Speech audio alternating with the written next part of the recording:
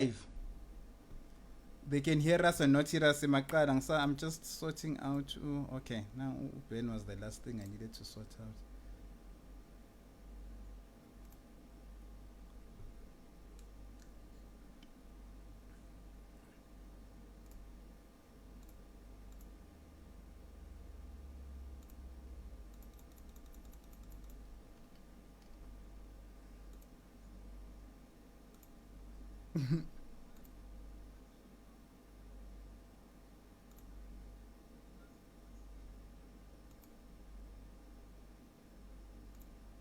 Okay, I've got Nico, I've got Swoody, I've got Tabang, I've got Ben.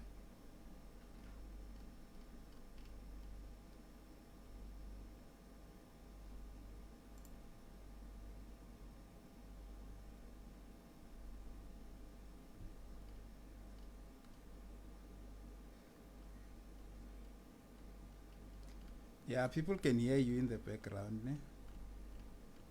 The stream is live.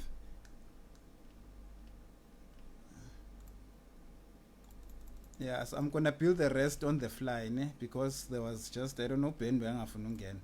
So let's see. Yeah.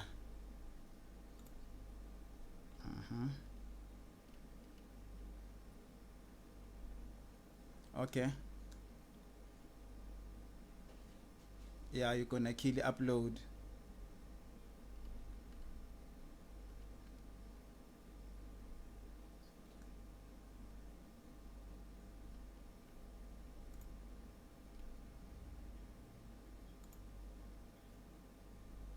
Okay, should I start? We still have 40 seconds to go. Okay, I'm gonna start then.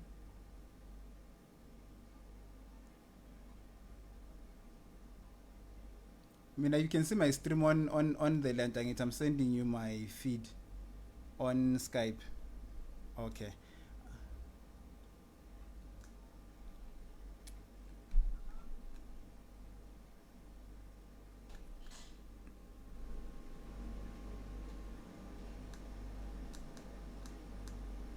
Okay. We are going 5, 2, 1. Let's go.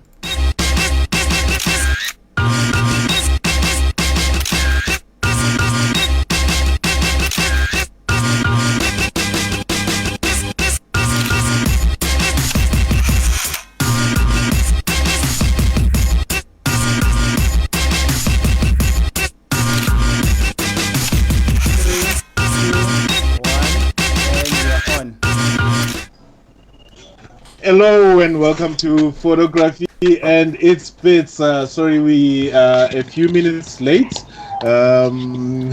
Yeah, today should be very interesting, technically and the subject that we have in mind we had planned for you. Okay, just a quick note to the team: anybody who's moving around, please stop banging whatever it is, because we hear that very loud and clear on the stream. So yeah, let's try to be still. Okay, guys, welcome to the show, and we thought we should just bring back the team back together again under these very difficult conditions. Okay, there's somebody who's knocking on something. Somebody's knocking. Come in. All right. Wherever it is. Okay, so that is the sound of Big Ben. Ben, It welcome. wasn't my sound. It wasn't my I've sound. been 10 years now. So yeah, just say hi everyone. What have you been doing this lockdown? Hi everyone. What's up? I've been learning a lot of things. I'm hoping that I'm still. I've got 2 more weeks to do it.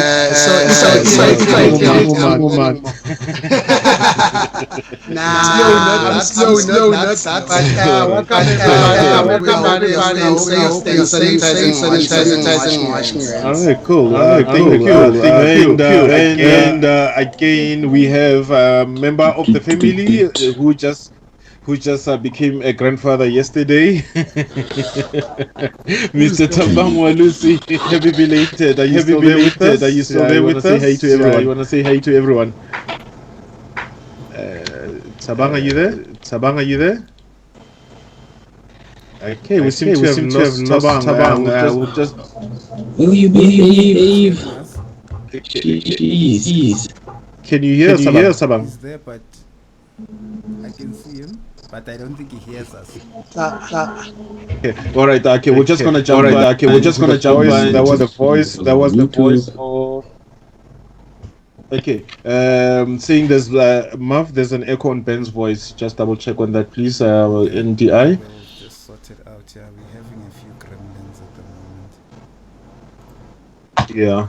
Yeah, so like I said, today's gonna be very interesting. Yeah, it's a biggest and on Tabang stream as well. It's one of the biggest we've done, but yeah, we thought we should just come through it.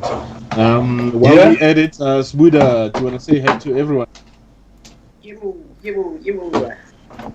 Hi everyone. This is again. I haven't been on the show for quite some time. It's so good to be back, and yeah, Corona has been hectic, man.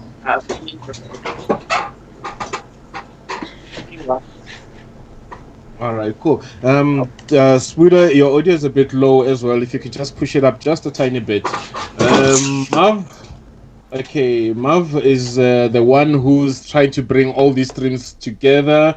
He's working hard. Do you have time to say hello to everyone, Mav? Hi everybody. I'm Mav Inc. and yeah, I'm behind the scenes and trying to fix a lot of gremlins that we're having today. So you might not see a lot of me until we are settled down. Cool. No, that's great. That's great. Yeah. Okay, yeah. Also, Smuda, your sound is a bit muffled. Like I said, if you could just tune it up just a tiny bit, but not so much. That was the voice of Mav. Mav is doing his best just to bring all these guys together. We're all on 4 sides of the world, actually.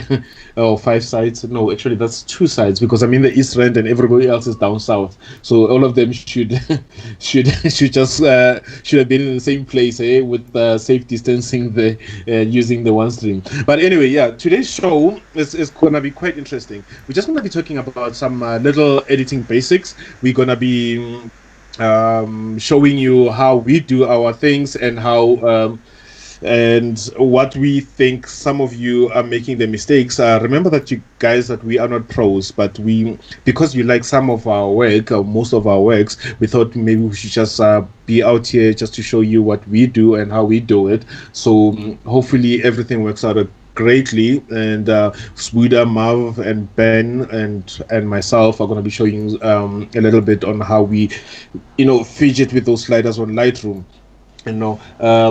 On guys out there in the chat room, try not to be so harsh on us. We are learning ourselves, but okay, I've got a bad sound there that's coming out. I think that's Tabang. Yeah, it's Tabang. Yeah, I guess that's just me coming in. Yeah, your sound is okay. Okay, now we're back there. Maybe just turn down your mic a little bit. Okay, yeah. So Okanyisile is saying, please step by step on Photoshop and because we struggle. Yeah. So we're gonna try to do all that. We're gonna try to do all those little things. We're just gonna address the basics. Like your white balance, your contrast, your spot removals, your temperature. I mean, okay, to say white balance. Your skin smoothing, your eyes and teeth. A little bit on the curve tool. We're not gonna do sharpening because it's not gonna serve much purpose.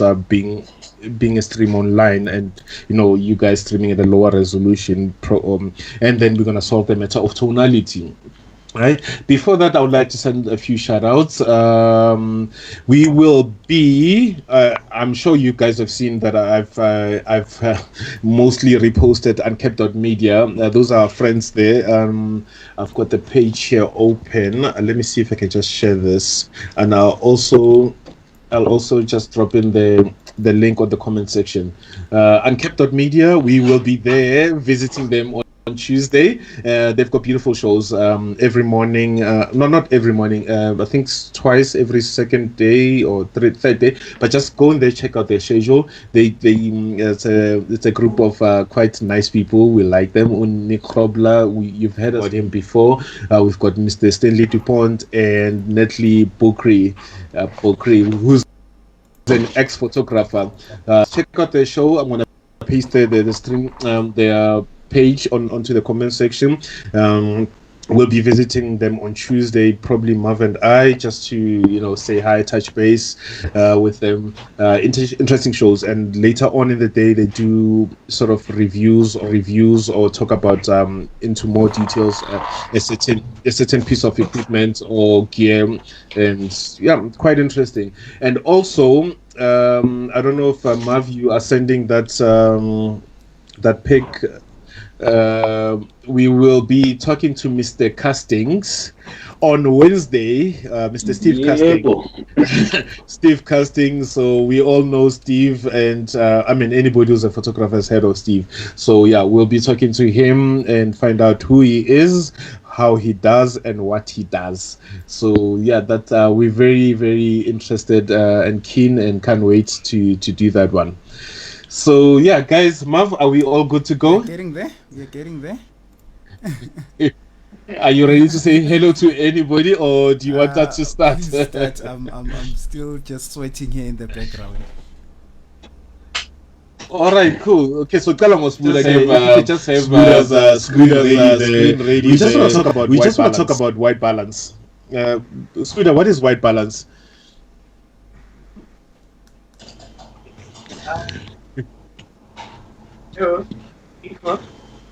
Yeah. When talking about white balance, we all about correct. You're gonna have to speak louder as well. Okay. When talking about white balance, we refer to your correct toning or correct tones into your beautiful image. I think that's pretty much it. I don't know whether there's more to it, but I think it's correct toning into your beautiful image. Okay, but why is white balance so important? Anybody else in the chat room, in the panel, please jump in as well if you feel you can answer the question. Why is it important to get the right white balance? Why can't I just use? If I want my image to be red, why can't I just move the slider up to red? If I want my image to be blue, why can't I just move the slider to be blue? How does white balance affect your editing? I guess for me, I could say it depends on who you are editing your picture for. Let me say maybe you are trying to sell, or maybe you are shooting for a product, let me say, because you have to use the right color, especially maybe a clothing brand. So your white balance is important in terms of the colors that you will put out there for the people to see. You don't want to show something that looks cyan where else it was blue, So the white balance is important in terms of that, I think. Yeah, but so if I'm gonna add in true colors. Okay, but if I'm gonna add in my my color toning at the end of the edit, white balance being the first thing. So why would it be important to set the right white balance? Because I'm still gonna play around with colors and put in my own styling on top of that. Well, if you're gonna be doing that, then it's okay for you not to play around with the white balance, maybe. But like I said, if you are working for a certain brand and the colors need to be exact, then your white balance has to be okay, because now you're not gonna be doing any more toning, or the very best thing that you will be doing won't be global. If there's anything that you will be changing, it will be just local changes here and there. Oh, all right, cool. Marv, do you have something to add on to that? I know, because you are very anal when it comes to everything being right. No, not really, but yeah, for me, white balance is key, especially behind my camera, because it actually enables me to see what I'm gonna meet when I get to the editing, and also it enables me to interpret my light on the scene. So I can see exactly what my light is doing and what color temperature it is while I'm shooting when I'm still on location. So for me, I usually like setting my white balance correctly on camera so that I already have reference to what I'm shooting than thinking of it as an afterthought.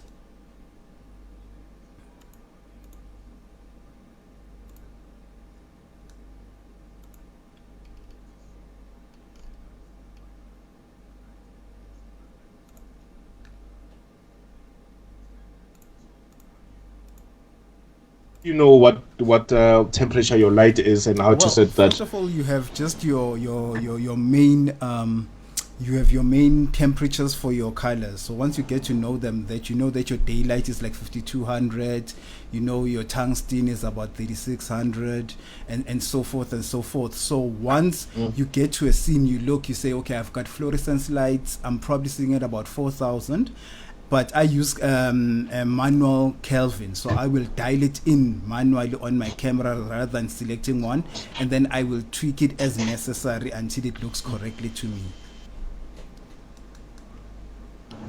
All right. Okay, cool. Swida, you're gonna go up next. While I say hello to everybody on Lightroom, on the Facebook, please maybe if you can prepare your Lightroom there just to show us how you sort out your white balance. So in the meantime, to Mr. Kenlin Dinepe, who is always also watching. Okay, no, we're gonna come back to this. This giveaway, because we haven't decided how we're gonna do it, but we're gonna have to announce it today because it should start from today.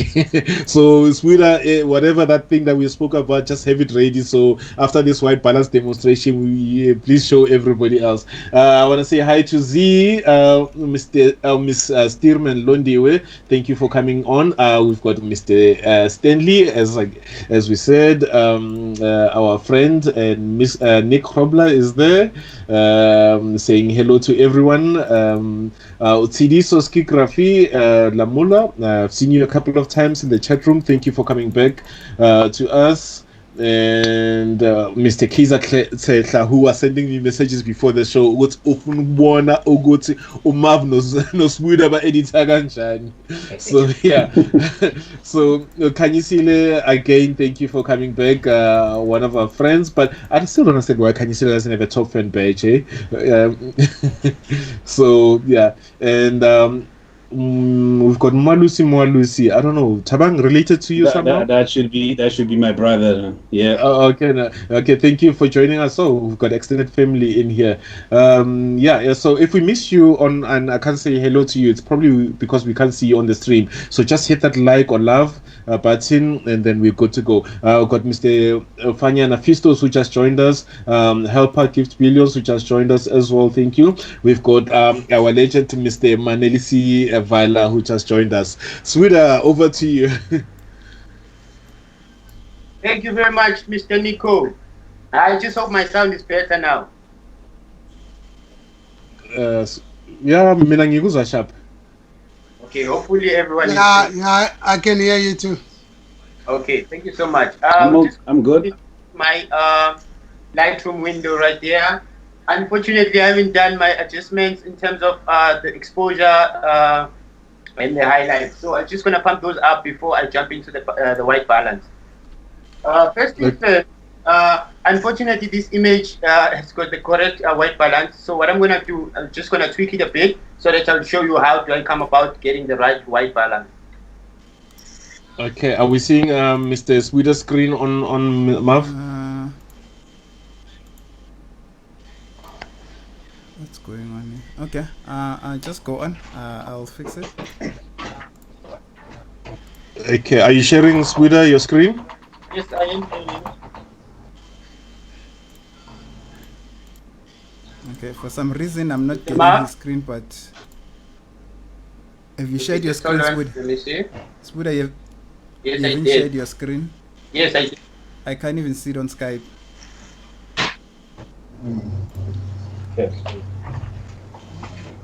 Okay. All right. While we fix that, share their screen so I can just see if I can see their screen, because I can't see their screen. All right. Share screen. I'm sharing mine. Can you see mine? I can see Nico's one. So Sbuda, not sharing. I can capture Nico's one perfectly. Okay. All right. Okay. So we'll just jump past Buddha for now. Tabang, how do you set your white balance? Do you have yours ready? Okay, my white balance. Jeez, I don't really play much in terms of white balance, but can you guys see my screen? Okay, I've just switched to your screen. I don't know if you can see it. Okay. I'm not much of a white balance person. We wanna see. I seriously don't touch the temperature. But in terms of this, if you can see, the image is a bit warm, right? So what I would do is just make it a little bit cold by pulling on the temperature here to the left. Okay. Just to set the white balance, so you can see at least the Mostly that's pretty much what I touch because I shoot raw. Yeah. If I to, I can go on daylight.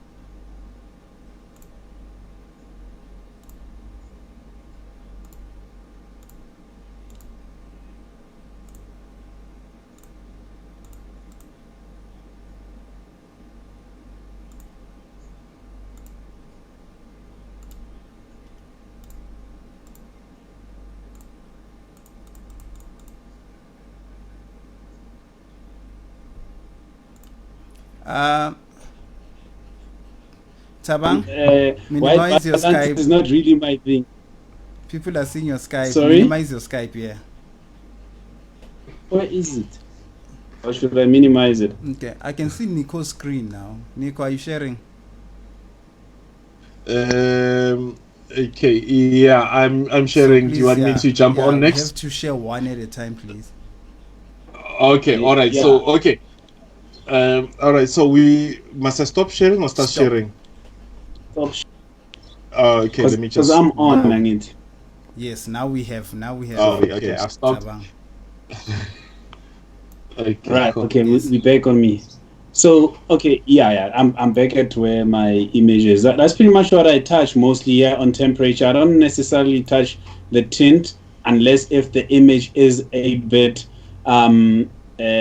purplish, maybe somewhere like this, or if it's maybe greenish, then that's when I would adjust my tint. But in most occasions, I don't really touch those. I just come here on the temperature and just maybe pull it down just to take the yellows, just to take the oranges and the yellows down. So pretty much that's about it. That's enough for me. That's where I can go in terms of dealing with that section of Lightroom, because I'm in Lightroom right now. That section of Lightroom, the top part where I set my white balance. Yeah. All right. So is mostly your work? Do you like you said, you just choose whatever preset that you have, tungsten, fluorescent, or whatever, and then you work from there on, or do you come back to white balance as you're editing more and more? No, well, for me, what I do is I don't necessarily even go to those a lot. I just look at an image, and then if I see that maybe I need to adjust, maybe make it a bit colder or make it warmer, that's pretty much what I do. So I only work on temperature, unless if there's a bit of green or a bit of red or maybe a bit of magenta, if I may say it like that. Yeah. All right. Okay. Cool. Then I would adjust that. Okay. Cool. And then, Sweeter, are we back on? Are we ready for you? Tabang, you can stop sharing your screen. Okay. No, we can't see your screen. How do I stop sharing? Just right click on the icon on the bottom right that says share screen next to the heart. It says start sharing. So. Yeah, Okay, so you Tabang has share it. stopped sharing. Tabang has stopped sharing. Okay. Oh, okay. Sbuda, can you share?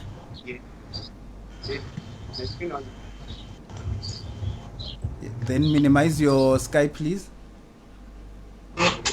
Thank you. Now we have your screen. Okay, cool. Let's go, Sbuda. Okay, cool. Let's go, Sbuda.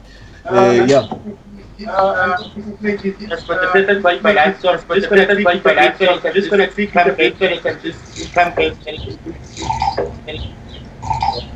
Can you hear me? Yeah, we can hear you breaking. Yeah, we can hear you breaking up, but we can hear you. Let's just say my image is like this. Let's say that I normally do. The white is the white area. Faces of the white area. Sbuda, please speak to your laptop, please. Yeah, something very far away. All right, just bring your laptop closer. Because we're only looking at your screen at the moment. Looking at your screen at the moment. Can you hear me now? Okay. Yeah, Can you hear me now? that's better. Yeah, that's better. Okay.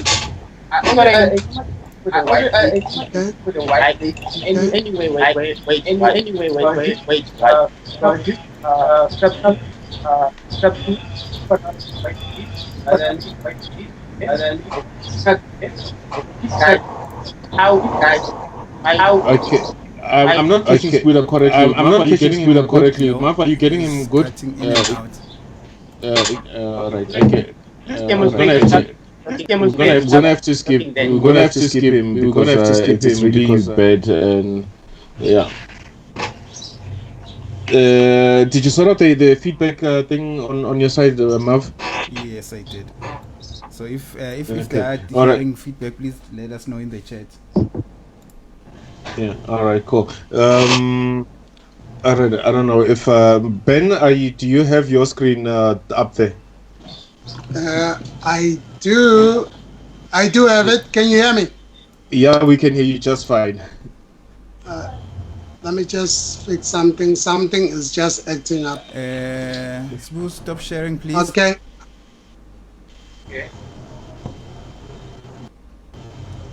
Okay, somebody saying feedback is very bad. Please check on your NTI. Yeah, please, feedback.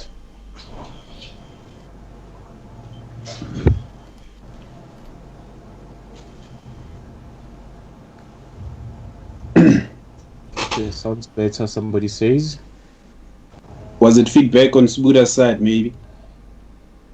Probably maybe they were talking about Usbuda's His audio. echo. Okay. Yeah. Ben I is sharing. just started Okay, Ben is sharing. sharing. Okay, cool. Okay. All right. My white balance. Mm. You should Mostly in the studio, right? Yeah, I should mostly studio. So I'm gonna choose a picture from the studio. All right, cool. Yeah, guys, if you're not talking, please use your mic. Just mute your mic.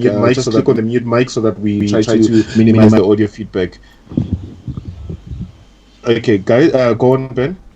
Okay. Normally, I will set our studio lights. I normally set them. I set to match our studio lights. Normally we set them at daylight because we have daylight lights that we installed on the downlight. So normally the What is daylight? Why is daylight, Ben? So for some people that don't know. Well, it's the sun on the camera. I don't know how to explain it properly. I don't know the kelvins on it. Maybe if I had my camera with me, but daylight is the kind of light that you're gonna pick up. Basically, white balance to me, it's what Marv has taught me a lot about.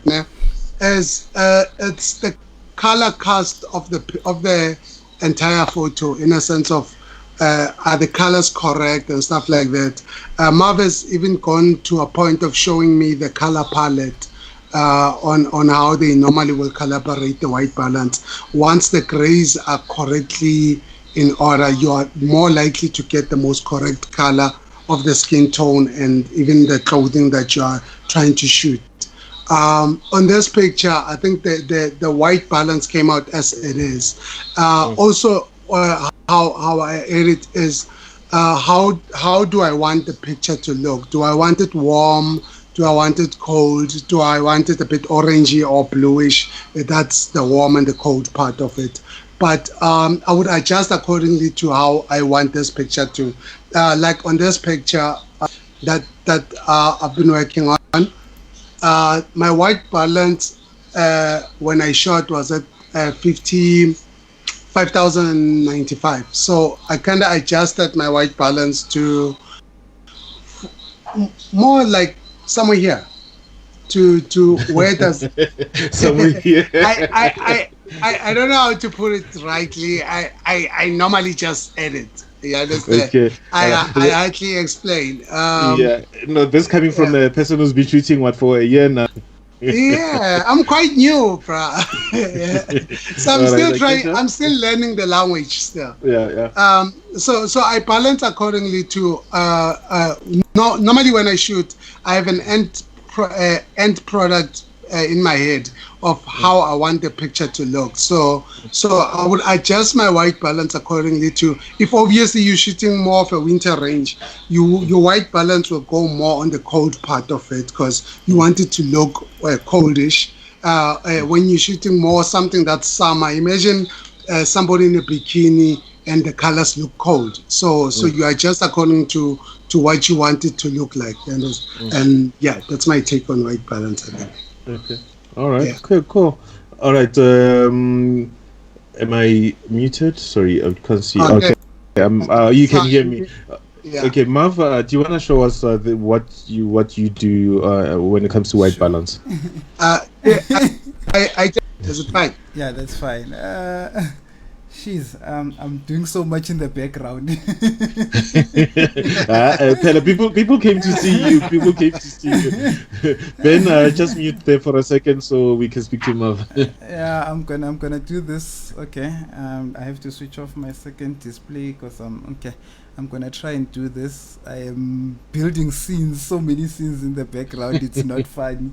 I'm sweating bricks. You said you wanted the whole team. You said you wanted the whole team. You got the whole team sorted out. Okay. There's my screen. Okay. So that's my image.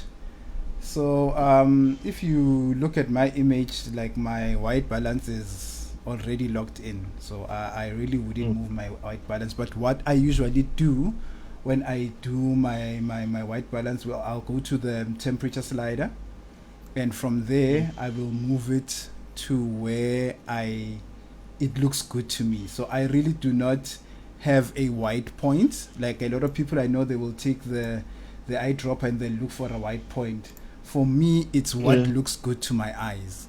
So I will actually move the slider to actually where I like the white balance, and then I will use the tint if I need to shift the color. So what I've seen is if I shoot in a park a lot, the light hits the green grass and the green trees and reflects onto your subject, and you're gonna find that your subject tends to have a greenish tint to them. So I will then use the tint slider. I will move it more to the magenta side, which is the positive side, to compensate for the green and bring my skin tones back to a natural look.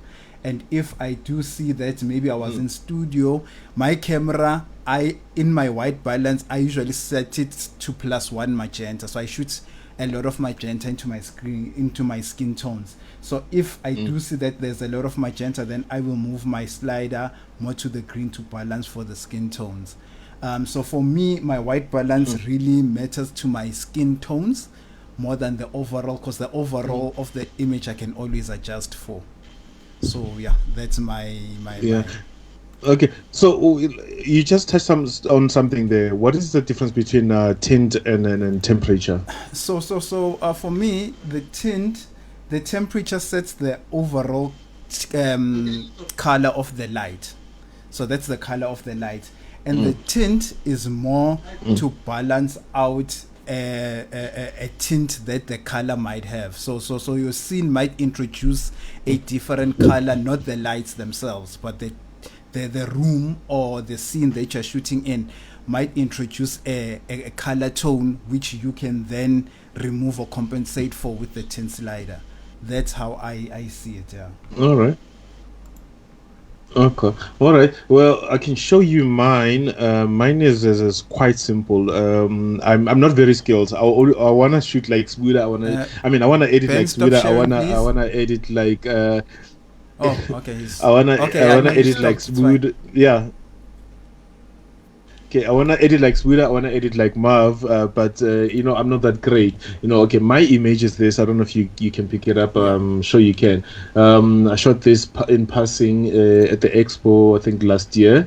I like this image. Like Smuda was referring to getting a white point. Ne? So I'm that eyedropper guy. So we obviously can't use this part because this side is blown up. If you can see my values there on this palette, says giving you 100% for red and green and 100. So that means you can't use that part. When you click on it, it will say cannot set the white balance here.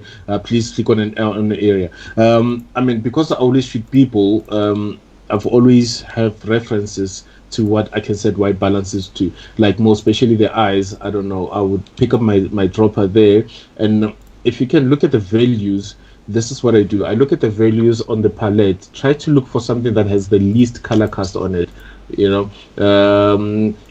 Okay, got my reds on 66.6, green 65.6, blue 61.8. It's not 100% there, but if I select that part, then it gets me close to where I want. You can see there's a bit of blue cast. Then this is where I would go up slightly, just to get that tone that I like. And for me, this white balance is it's almost okay to start off with.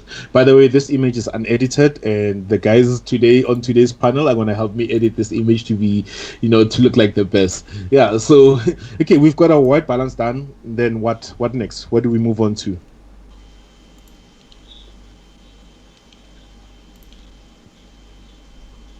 Guys, are you there?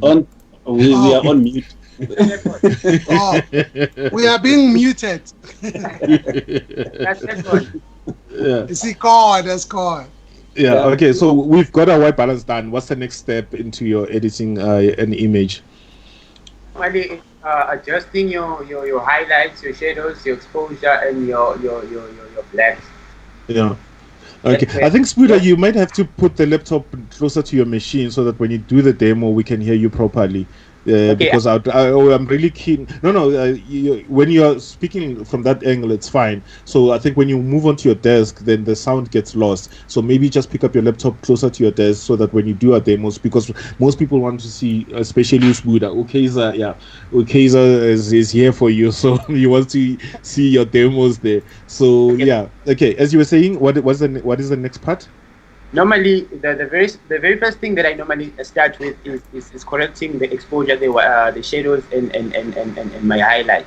So that's the first thing that we do before I jump into the white balance. So unfortunately, we started with the white balance today. So I think we'll have to jump to the next thing, of which is adjusting all those things, those three things, of which is mid-tone, exposure, and your shadows.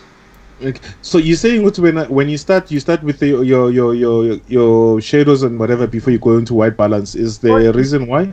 Before everything, I just need to get my image well lit and well adjusted in terms of shadows and highlights. Yeah. Why is that? Because normally I start using histogram whenever I edit my pictures. That's where I start. Yeah. From the top. Do you want to give it a try one last time, Gusbuda? Otherwise, we're going to kick him off this show. Let him share his screen. Yeah, share the screen and pick up the laptop closer to your machine, maybe. Okay, let me try. Just hold on. Yeah, while he's doing that, some comments on the room, in the chat room. Beautiful images you guys are working on. And yeah, that's from Kaiser. Ostensibly saying it takes time, but keep learning, it gets easier. I was replying to Umakahiso. Umakahiso was saying the photography language I'm still struggling with, but yeah, it's fine. We also still struggle here and there, but yeah, hopefully we get better. There was a comment about here white balance. Kendi, hi Kendi, thanks for joining in. My white balance for weddings and most of outdoor photos is 5300 Kelvin. So yeah, 5,300 kelvins, unless I'm challenged by funny lighting or looking for some creative shoots in terms of colors. Okay, that's interesting. Hello, Nkule Makubu from Durban. Thanks for joining in. Kenlin was saying, well said, Marv. So I'm guessing everything you said from R to Amen was well said. Spuda, are you ready for us? Marv, am I ready? I'm sure you are. Let's see. Yeah, I can. Oh, it's good now. Okay. Okay. Normally, when editing, this is where I normally start. Can you see my screen now? Yeah, perfect. Yeah, we can. Everybody else, please mute. This is where I normally start when editing my images. I start here because now this is where I see what is it that is more into my image. Like this image, there's a lot of blacks, of which is here. Then there's not too much shadows. There's for me, this is well exposed.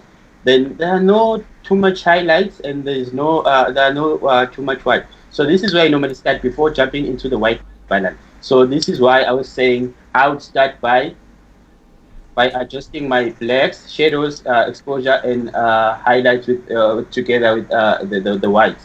So right now my image is for me it's well lit. So what I normally do when adjusting those, I simply just click here and just move them a bit to the side. Can you see can everyone see that my blacks are just starting to show the underneath detail? So this is where I normally start. Then the next thing would be my white balance.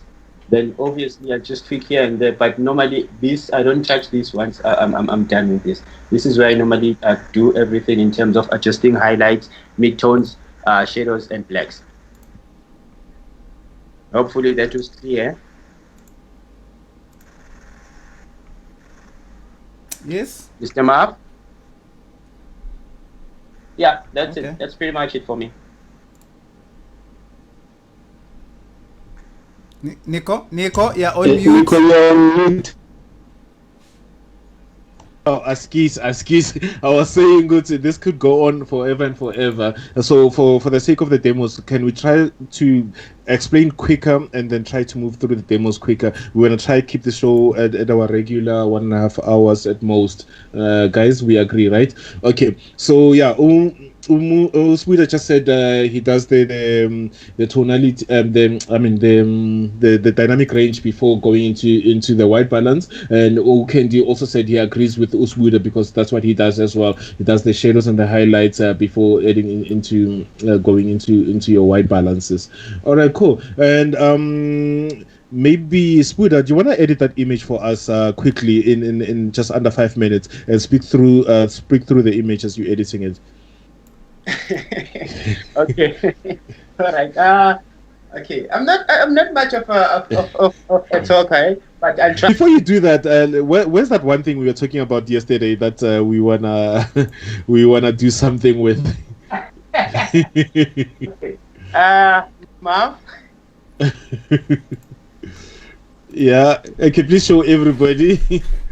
There we go. Okay, Osmuda wants to give away his tablet that he's not using anymore. Right? We haven't decided how or what the criteria of giving this away is. So, and this giveaway will happen, I think, on the first show that we do after a lockdown. As soon as the lockdown is lifted, on the first show we will give somebody this tablet. We haven't decided what the criteria is, so we just urge everybody to keep on liking, sharing the page and our videos, and commenting and posting and all those things. And as soon as we decide to what the criteria is, so that you are well ahead. Yeah. So okay, going back to Sweeter, please jump into that editing image quickly. Thanks for checking with me first, Spuda, if I don't need that before you give it away.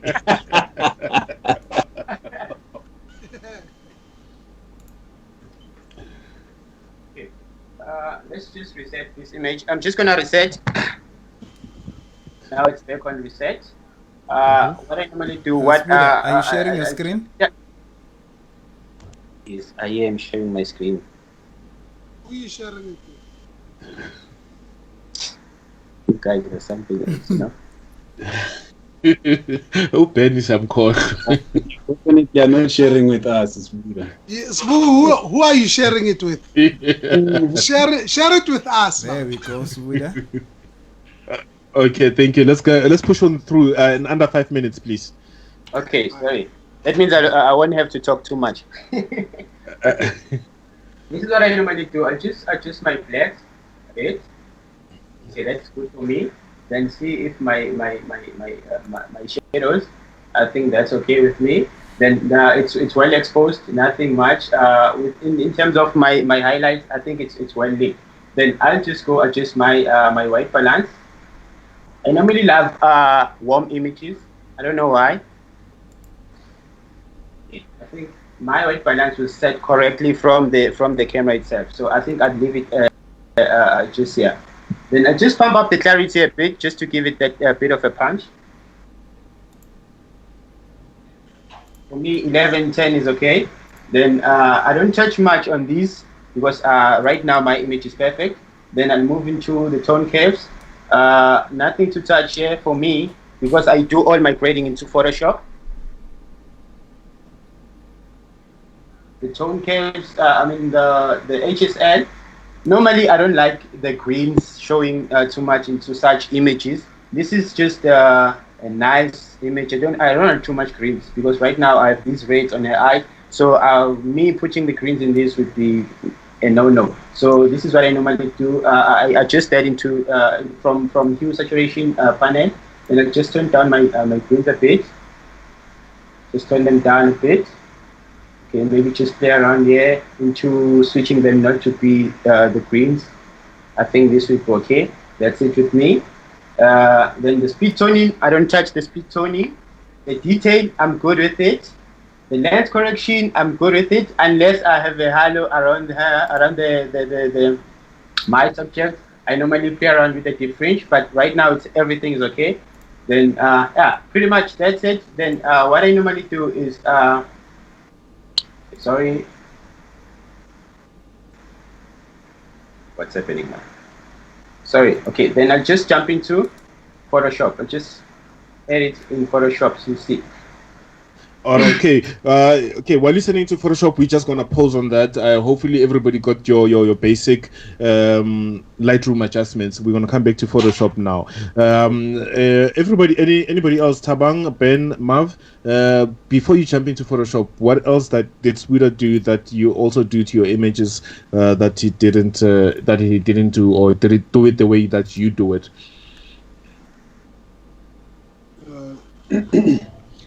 If I may go first. Mm-hmm.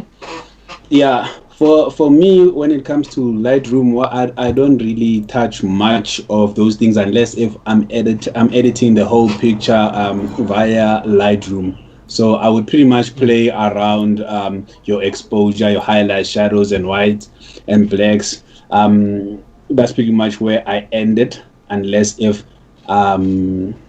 I'm not going to take the picture into Photoshop. Okay, all right. Yeah. Ben, you're not much of a Photoshop person. So tell me, your presence panel, your texture clarity. Do you play around a lot with that when you're editing your images on Lightroom? Because I mean, from what my experience with you is, you hardly go into Photoshop, as you still, like you said, like most of the people in the chat room, they're still learning. And how do you use that in terms of enhancing your image, your texture and clarity things? Do you play around most with those, and how do you use them? Oh yeah, I do play around a lot with them. I go to the brushes panel. Should I do my screen sharing? Yeah, you can. Yeah. Mav, if he's ready for you. Mav, are you there? Okay. How's that? Is it coming on now? Oh, okay. Normally, what I would do is when we are talking about the texture and the clarity brushes, right? Yeah. Normally, I would go to the brush panels. These are the brush panels. I will go if I want to use texture. I hardly use texture slider, to be honest with you, though. Yeah. If you can do and talk at the same time, I'm a slow person. Okay, I hardly use the texture slider, but when I do, is to refine the skin a bit more. But normally what I do is, when I want to play with the skin, maybe just to smoothen it a little, I will adjust my clarity to somewhere around about -40, and then I will go to my sharpness and go around about 20 or 25. Let's talk and do. Yeah. Oh, okay. Sharp. That's how I would apply my brush. Obviously, the amount of flow will also determine what kind of impact I have. What I love is my minute changes. I needed to have first removed the spots first for you to actually see a bit of a difference. But as you smoothen with your brush, it's smoothing the skin. This is what I learned before I used Photoshop. It's quite nice and simple, actually. And then also the texture slider, how it works, it also helps with smoothening the skin. And this level, just adjust the texture slider. I don't know if you can see the changes. The changes are very minute, but there is a bit of changes. Hence, you just have to stick on the photo and continue editing, and then the results will gradually show. That's how I normally edit my pictures. But first, I will remove the spots and stuff. All right, cool. Yeah. Okay, cool. Mav, we still at Lightroom before we jump into Photoshop. Yeah, we're still in Lightroom before jumping into Photoshop. What do you do to your stuff? Ben, you can stop sharing. Thank you. Okay. Okay, let me just bring up my Lightroom.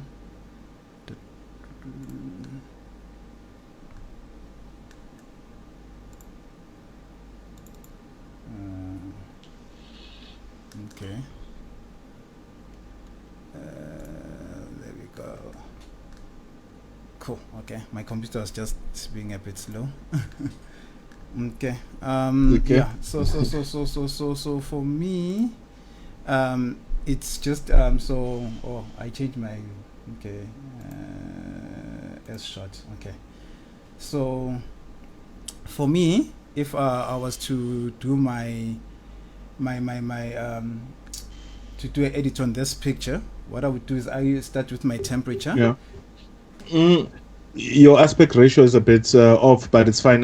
For the sake of time, I know you're quite busy there with your hands full, but we'll just push through this one. Oh, okay. Cool. So what I would do is, looking at this image, for me, this would be a bit too warm. So I would bring down the temperature a bit to just get the tones that I want. Okay, at 5600, that looks fine for me.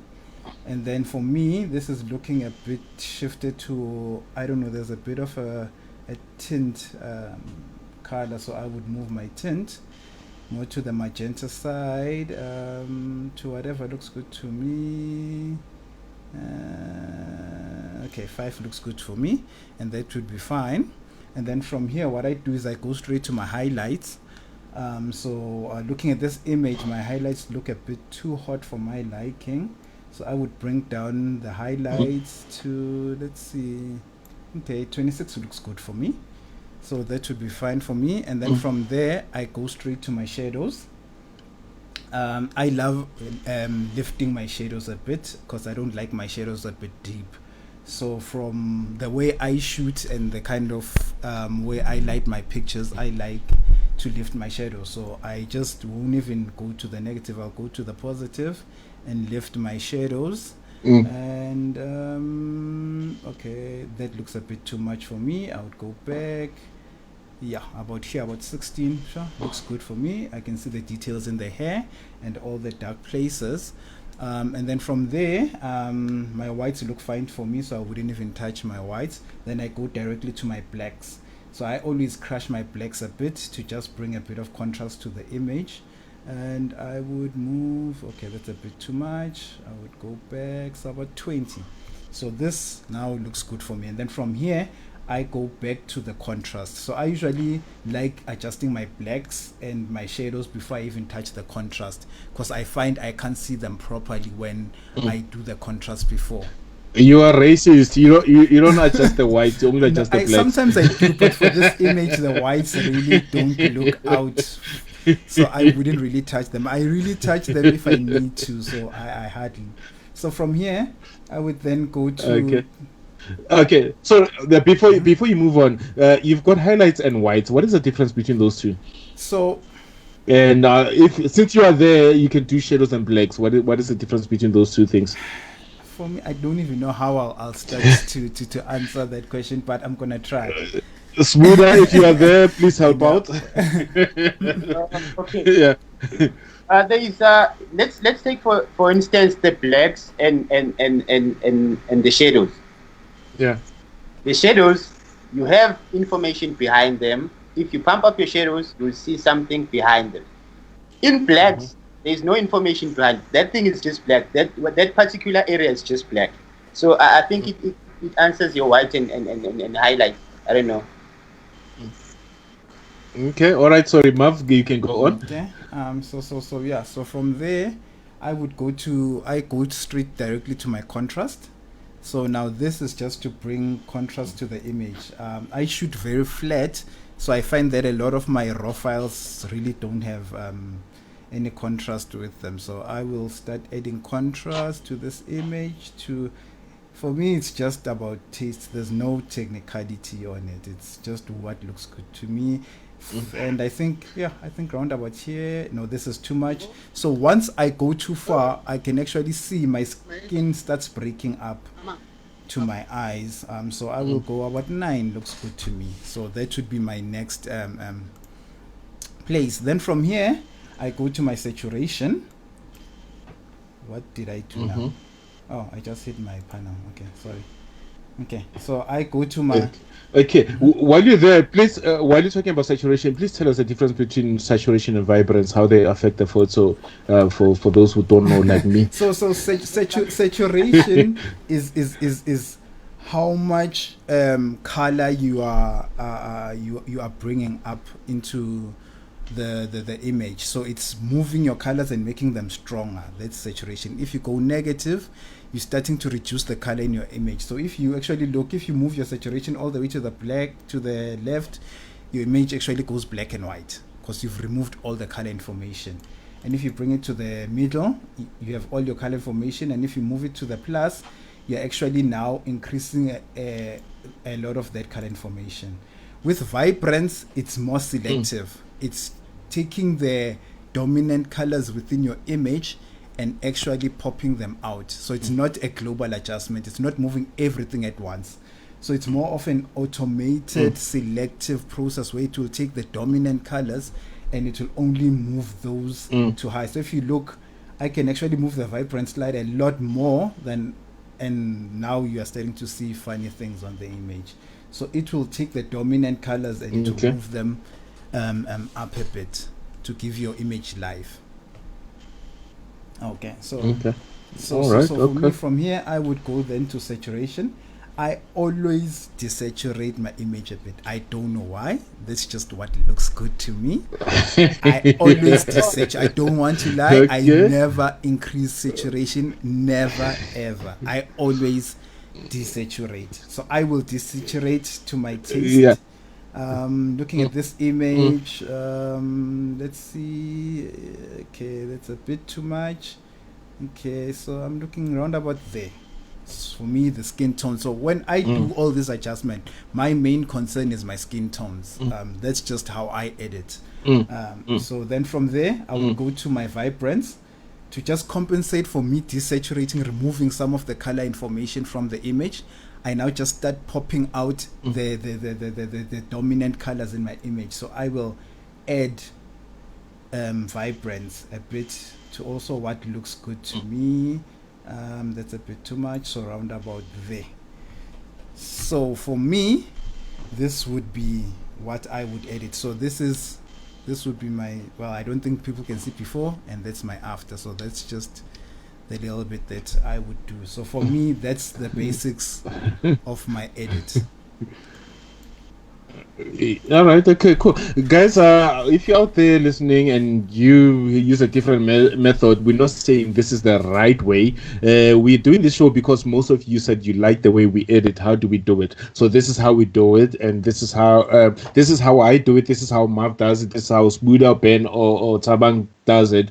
So you can pick up what you think works for you and not, and you have all those options. We're not saying this is the right way or the wrong way, but that's how we do it. And the reason why you like each and every one of our images is because of this process. Tabang, do you want to add something before we jump onto Photoshop?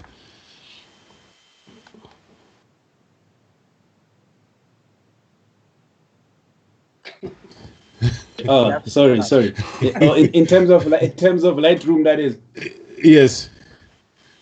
Not necessarily. So, like I said, with me, let me share my screen before I'm we go anywhere. I don't know if it's up. Yeah, it's up. All right. So with me, this is pretty much what I do before I go into Photoshop. I don't adjust much. So these are the adjustments that I made, your exposure, and then I did bring down my highlights. And that was pretty much it. So you can see the difference here. This is the before, and then this is the after, because this is how I like my image to be like before I take it into Photoshop for all my adjustments that I'll be doing in Photoshop. So Lightroom, I don't really do much in terms of Lightroom. Okay, all right. So just so you know, between the five of us, Usmuda and Tabang are more Photoshop people. Marv tries to do as much as he can good Lightroom before go to Photoshop. Ben hardly goes to Photoshop, and all his stuff almost ends up in Lightroom, and only like 1% of or 2% or 5% of it goes into Photoshop. Anyway, coming back to Smuda, are you ready for us? I see you're playing around there. Can you just okay? Where were we? Smuda going to? We were saying he's going to export the image and then send it to Photoshop. Bang it to Photoshop. Yeah, he's in Photoshop now. Is my screen up, Marv?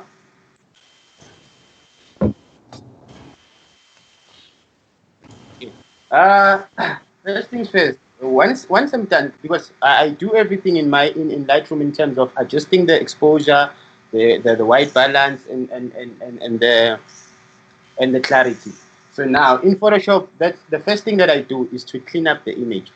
Personally, there's nothing more beautiful than the clean image. Regardless how small the detail is, you have to clean it. So I just did some of the. This is what I just marked. I just marked all the places that I would be cleaning. I don't know whether I'm gonna take long because I normally take my time when doing this thing. But, okay, you're not gonna do the whole thing, but just like just give us an idea because there's so many spots. Yeah. So the first thing that I do in Photoshop is to clean up the image as possible. So I just jump in. I use normally 3 tools when cleaning up my image. Okay, let me just do that. I normally use 3 tools when cleaning up my image. The first tool of which is just that here around this place, and this I'll go to the page. So the first thing that I normally use is the patch tool. Okay. Then I always weigh. I always weigh the results. If it doesn't do justice for me, I'll move to the next tool, of which is either a clone tool or this one, the spot healing brush. Normally, this okay. What is the difference between the spot healing brush and the page tool in your experience? Why choose one over the other? Okay, in my experience, not about my understanding. In my experience, yeah. so it's for me. I cannot start cleaning the skin using the cloning, because now what it does. I normally use that when in the process of doing up the image. So with cloning, it messes up with your detail in your image. Okay, sorry, I don't know if that's okay. My opacity is something. So it always messes up with your texture. On the side with your patch tool, it's a bit it's almost accurate, but it's not 100%. But with this, what this one does, it calculates around. Then it will patch that certain area with the surroundings. It calculates the surroundings. Then it will try and match that certain area accordingly. So I think that's my experience when it comes to okay. All right. So I normally use the patch tool or this one, the patcher. All right, cool. So what are we gonna do now is maybe just show us like a quick 2 seconds, and then what I want Marv to do is send his image to Photoshop as well, start playing with it, and then we're not gonna show this the whole live thinging, so that we, for the sake of the show, I'm just looking at the time here. We are gone past the hour mark, and we still have a bit more to talk about. So maybe Marv, just on your yes.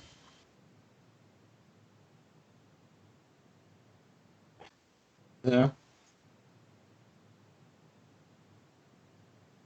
Yeah. Okay. All right. Okay. Maybe. Okay. Then while he's doing that, maybe please prepare us your frequency separation method.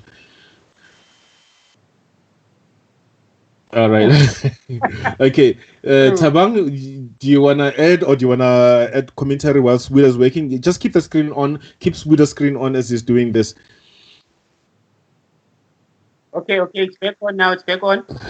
Okay.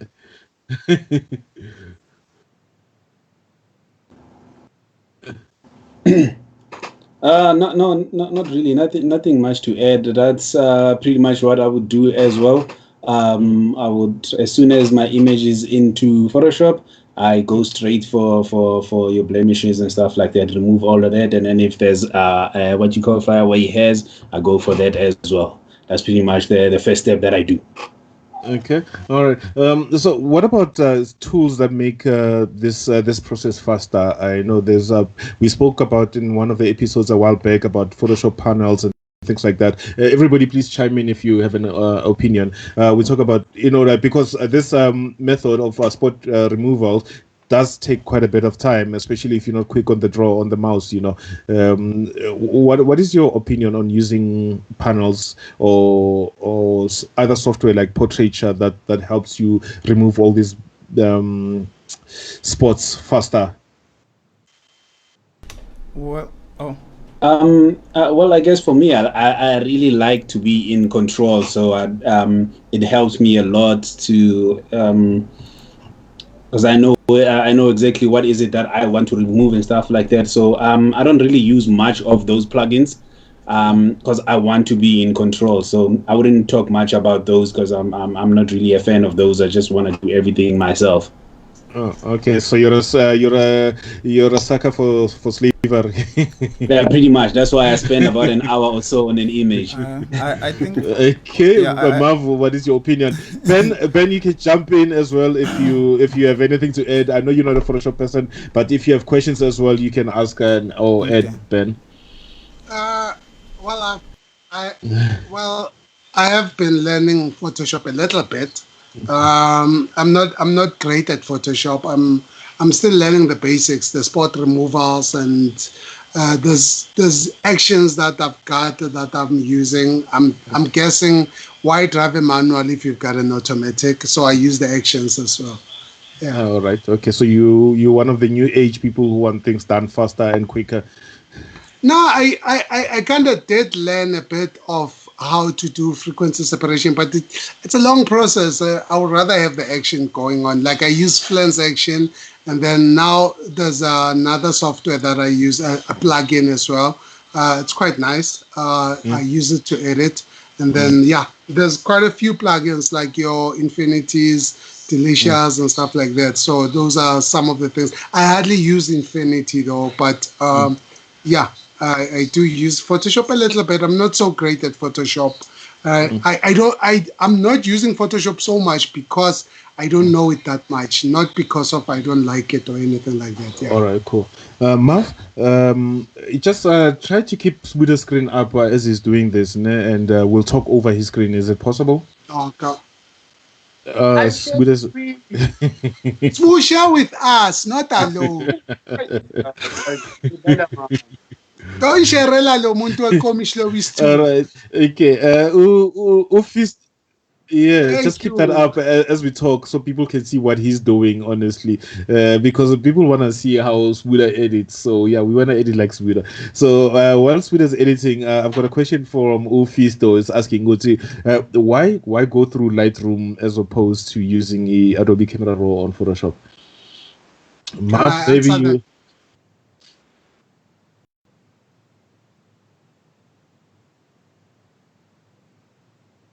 Yeah. Mm-hmm.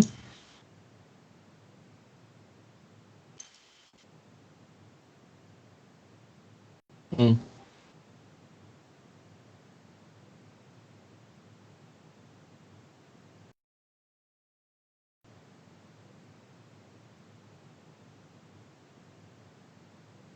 Mm.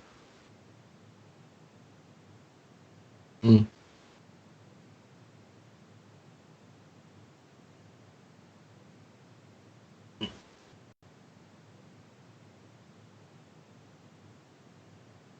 Mm. But you can copy and paste settings on Adobe Camera Raw as well. Because, yeah. But you can use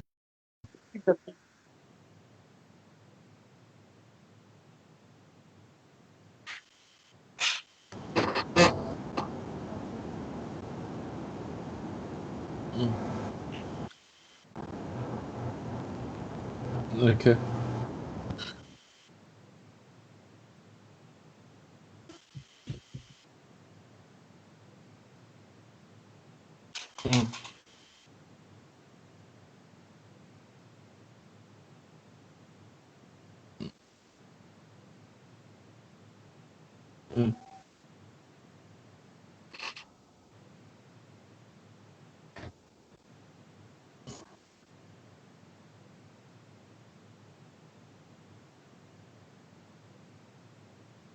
Amy doesn't like a lot of things. He doesn't like a tablet. He doesn't like MIDI controllers. Can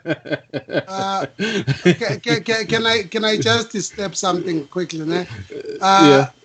I'm just checking out on Facebook. I see there's people crying about sound. Is it still, because now I'm at the latest comments. Nobody's saying anything about sound. I think it was just earlier on. Is it? Yeah. If guys, have you not sorted out the sound yet? If you in the chat room, please do let us know. But yeah, people haven't said that in a while. Anyway, coming back to Capture One. Okay, so I was saying, Gotsi, he tried the Capture One and he likes it. He's gonna be trying it a bit more during this lockdown. I think yeah, the Capture One for me does render the images a bit better. It kind of does something in the background that makes the image look better. But I don't know, the cataloging. Yeah, for me the cataloging just matters with Lightroom. All right. Okay. Cool. Spuda, just walk us through. What are you doing now? I'm done now. I think the people are saying they can only hear you, Nico. I don't know what's happening with the sound. Okay. Oh. Please let us know if you can only hear Nico. You can hear everybody. Okay. Right now I'm done. I'm done cleaning up my image. My second step would be frequency separation. Ben, mute, please. We can hear you, Ben. My next step would be frequency separation. I'm done cleaning up my image. Okay. Go on, Spuda.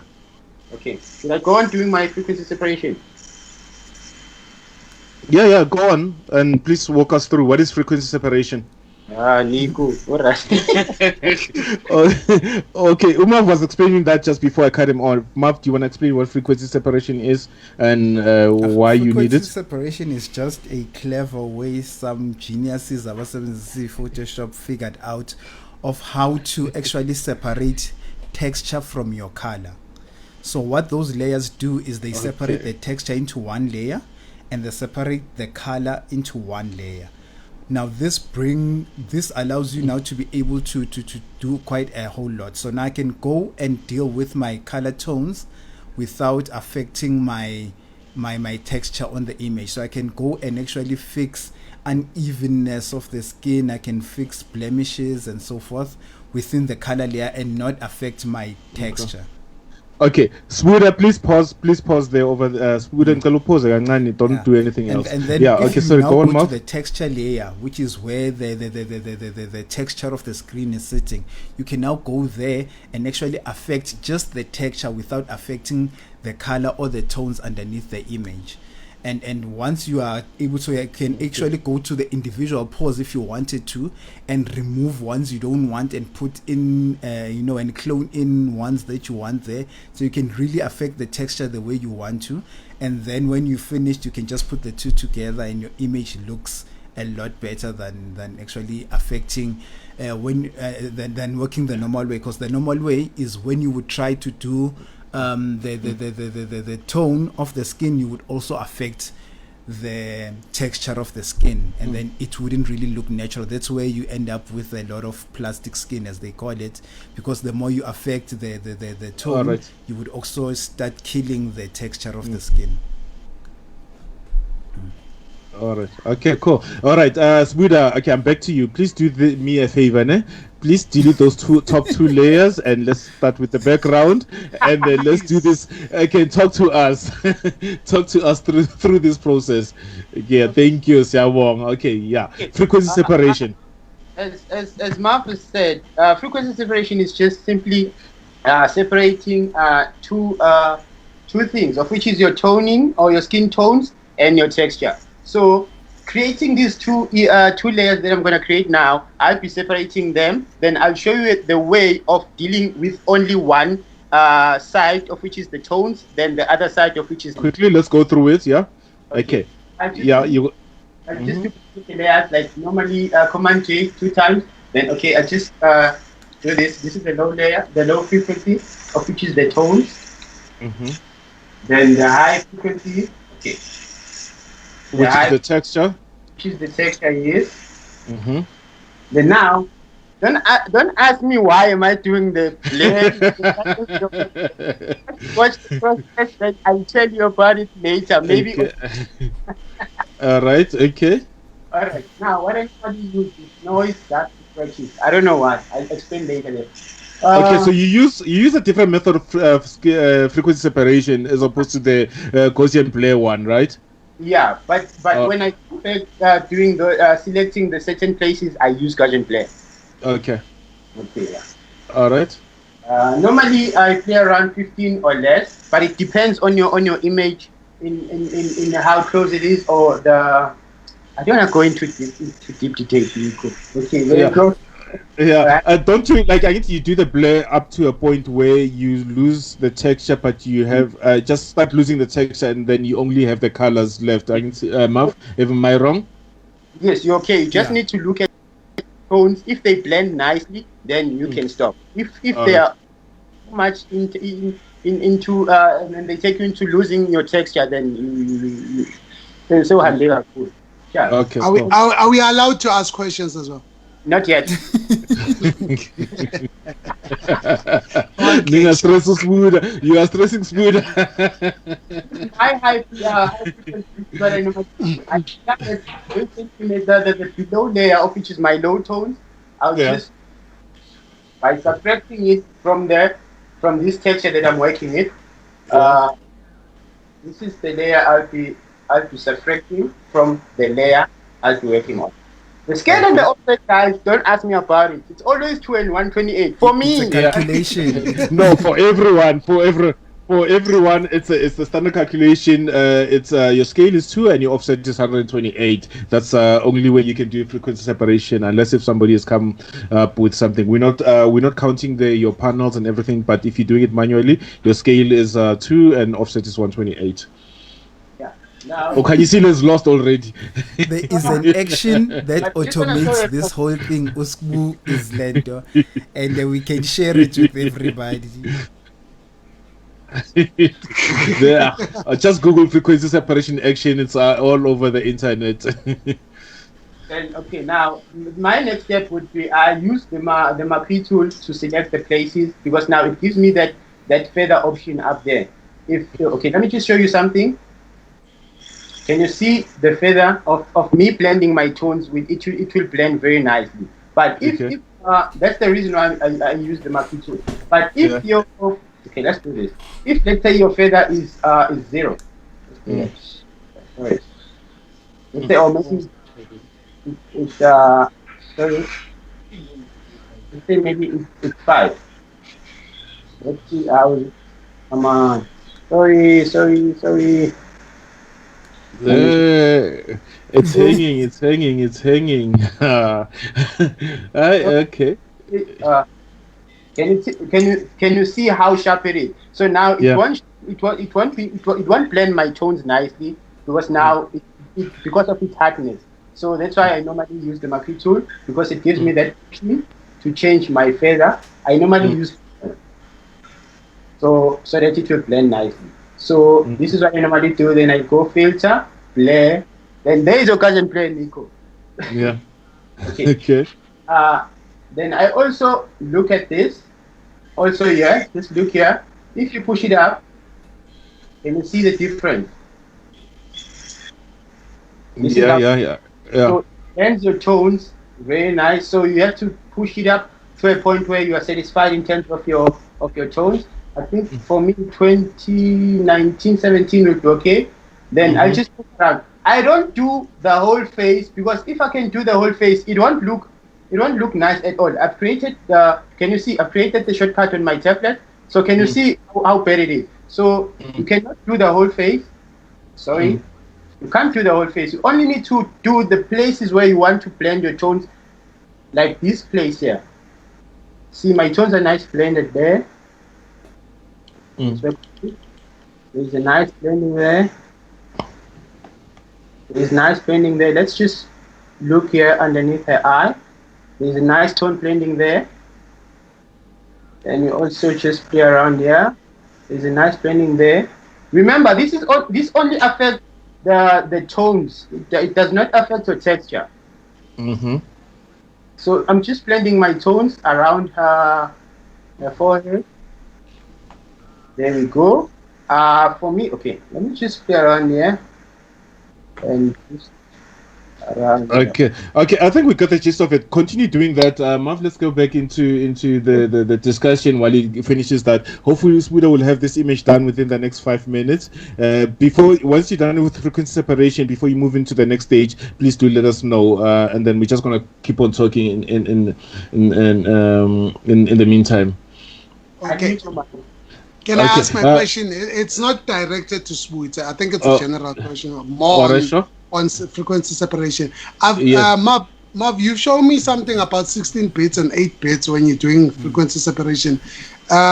Is it too much something to be asking to understand, or do I need to understand those bits and stuff like that, or is it something that I can simply apply an action, or I don't know how it's just the color space of your image. So if you are editing a 16-bit image, which is an image that's got a bigger color space, which means it's got a lot of color information inside, you would have to use the 16-bit frequency separation method, which includes a lot more color. Now, if you're editing an 8-bit image, which would have less color depth within it and less colors, then it helps to use the 8-bit method. But if you look at the net, some people just say use the 16-bit no matter whichever image you're using. But I have seen a difference between the two. When I'm using a 16-bit method on an 8-bit image, I find it breaks up a lot quicker than it does when I use the 8-bit method. So it's just the color space within the image. And another thing that I've also seen that a lot of people do wrong, which is a bit more advanced, but is setting your Photoshop color space and your Lightroom color space to different bit depth. Because when you set up your Lightroom, you're able to tell it which color space to use when you send the image to Photoshop. And you find some people are sending a 16-bit image to an 8-bit color space, and when it comes back, it's lost a bit of depth. Also, yeah, it's a bit advanced, but yeah. Okay. Do you wanna show us those setting up, or how do you set it up on Lightroom while it's good as going on? Please do, if you can jump in there quickly. Okay. Let's. Yeah. Okay. Yeah. Just do it. Yeah. Just do it. I know Smooth can continue. Let me read the chat room while Marv is setting up there. Okay, so saying here, Big Ben talk about plugins and presets. Do any of you guys consider using download actions, plugins, presets as cheating? No. It's I think we spoke about this. Whatever works. There's no cheating. Whatever works for you, if you've got something that works for you, use. But first understand it so that you can know how to control it. Okay, yes, Smuda, edit there when I see again. Okay, Matlatsi, I'm with Smuda on that one. You must learn it before you use it. Okay, I want to talk about white balance correctly. There is one more important factor one needs to consider. That's screen color calibration. We might appear warm on someone's screen and one on somebody else's, and cooler on somebody else's. I think we did touch on this. You know what? Screen calibration is very important because when it comes to color, it's pointless if you want to work into the bits up to the last bit of it. But that being said, we we should hope that most people that buy screens nowadays, let's say non-professionals, I'm just talking on the client's ends, if you're shooting for a model, if they're viewing that on their phone, we would hope that in most cases that the screen is at least close, and yes, obviously it will vary, but it won't be, it won't be like completely blue when the image is supposed to be somewhere in the middle, or completely warm when this image is supposed to be in the middle. But yes, as a photographer or editor, your screen definitely calibrated. And if you're buying most screens, just Google before you buy a monitor. Just Google what image is what screen works best out of the pocket, and you can hire the screen calibrators. Go on. I'm saying also as well, one thing I learned before I could actually afford like proper nice matte calibrated screens is I learned my screens. You start learning what the right image looks like on your screen, and from there now you're able to actually edit with your screen. You know that if it's a bit too cool, it might be too cool on a normal monitor, because what I used to do is let's jump into Spuda quickly. Okay. Sorry, Spuda's doing something funny there. What are you doing, Spuda? Okay. There's a lot of ways. There's many ways of doing this. You can do it. Okay. What is it that I'm doing? I just want to play around with the blacks on her eyes and brightening up her eyes just to make them pop out a bit. And what else is that I need to make sure the teeth and the eyes are pretty much natural in terms of whitening. So yeah, that's what I'm trying to do. You can do it using layers. You can do it. Not layers, curves. You can do it using levels. You can do it using hue and saturation. There are many ways of doing that. So I'm just gonna do I'll do my preference, my personal preference. So yeah. All right. Okay. Cool. Yeah. Okay. Keep Spuda screen up there. Hopefully, people can hear me while I go through the chat room. See your levels. Okay, Ustegli is saying, don't miss answering this good question by Kanyisile. What was Kanyisile's question? I don't see it there. Okay, Kanyisile, maybe just ask it again. She was asking, Guti, what are the dangers of using the white balance, the auto white balance? The auto white balance. Okay, yeah, sure. Mav, you can answer that for us, or Tabang, if you're there. Spuda, continue doing what you're doing. I think the auto white balance will try and do as best as it can, looking at the image, calculating it to 18% gray. But remember that there is situations that the auto white balance might get fooled. So if there is quite a lot of blue in your image, when the auto white balance calculates, will make your image very warm. And if there's a lot of warm and red in your image, it will tend to make your image a lot cooler than it needs to be. So you can just click it to get a reference. If that's what looks good for you, good. But if you might find some of the times you have to adjust it. It's like auto exposure, sometimes it will get it right. As technology is growing, it's becoming better and better with the newer softwares, but you just also have to look at your image and assist it if need be. All right. Okay. Do we have Tabang's audio there? Tabang, this more dedicated. When it comes to I'm still around. Yeah, when it comes to tonality, you go with a uncommon or unusual way of toning your images. Is there a reason why you going that route? And I didn't know that's what I was doing. I think it's. Either that or your eyes are not adjusted correctly. Like I said, I don't intentionally do that, but I guess that's what my eyes what can I say? My eyes tell me that's how it should look like, and then I stick with it, man. Yeah, I didn't even know that my tones were different, man. I'm just hearing from you right now. Okay, Marv, just keep the screen up as we speak, please. Yeah, sorry. yeah, go on, Tabang. Yeah, so you're saying my tones are different. They're different how? Maybe if you can explain to me, okay. I'll be able to explain. Okay, like Umav always tries to go for that natural look, but with a bit deeper, skins, deeper earth, brownish. Usbuda is more like, okay, it has to look like what I see with my eyes, more natural, but more with more glam, and it doesn't change really. If you're a yellow bone, you look like yellow bone. If you're dark, you're gonna be dark. But you go in the opposite direction where you wanna go. Like for instance, the photo you were showing us of DJ Miss Williams, which is a bit, yellowish. In my taste, I would see, okay, that image is yellowish, even though it's nicely edited according to me. But your tones is like, it's not the natural skin color that you were going for. Is there any specific reason why? No, not really. No. It's just what my eyes tell me that this is what I should go with. I find that that's what I do most with my images, man. I just go for the skin and see what works best for that image. What would be eye catching, Okay. All right. Yeah. Smuda, where are you now? Oh, okay. Ben, just let's ask. Smuda's doing some funny stuff again. Oh, God. Not funny. Okay, what are you doing now? I'm just whitening the teeth and the eye. Okay, but there were sliders and things on there, whatever. From the hue and saturation. You've got like some more new layers. What layers were those that you added?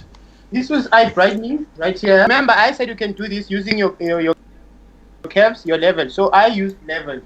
You can use your curves, it's okay. You can use your levels, it's fine. The only thing that I do is that I tone down. I find that this is what I do. I like.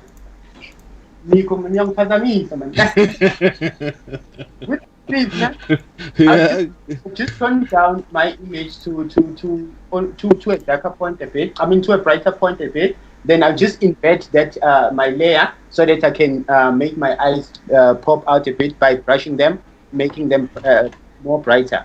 Then again with the darkening part, I'll do the vice versa. I'll be just darkening the places that I want to darken. Okay. All right. Cool. Go on. Marv, just keep the screen up. Ben, sorry, you were saying something. It's Smuda, you got about 2 minutes left. No, please, Baba. Okay. Smuda, Ben, you were saying? You said something about I want to also know tone wise and stuff like that, colors and stuff. Well, you. That doesn't. It's not promising. The answer is not promising. Continue.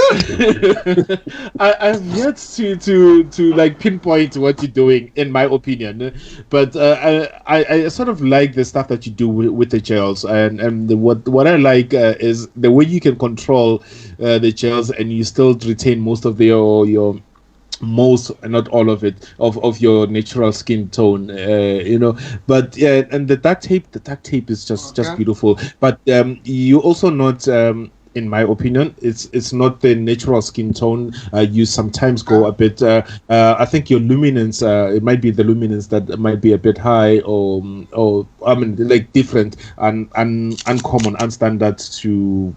I'm not judging your work, by the way. I'm just not as good. That's why I'm asking, because you didn't come to me and say about, I heard you saying something about Marvin and Tawang. Me like I'm like, is it that bad?